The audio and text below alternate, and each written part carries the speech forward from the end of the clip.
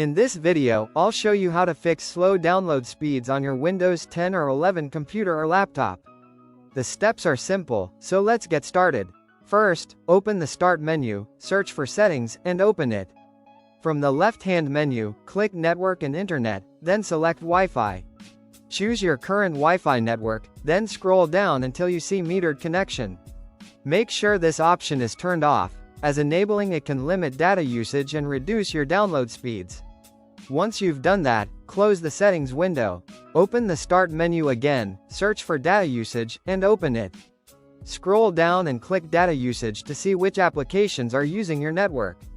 Go through the list and uninstall any apps you no longer need.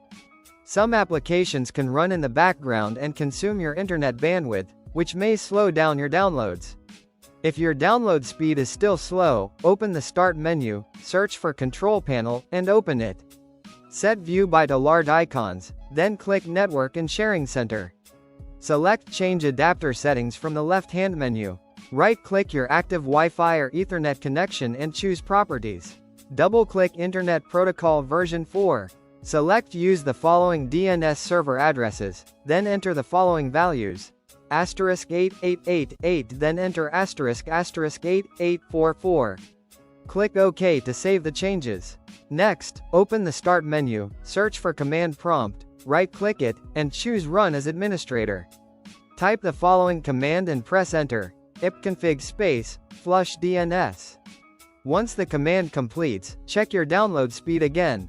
If you're still experiencing slow downloads, make sure you're disconnected from any VPN service, as VPNs can often reduce your download speed depending on the server you're connected to. After trying these steps, your download speeds should improve. If you found this video helpful, subscribe to our channel.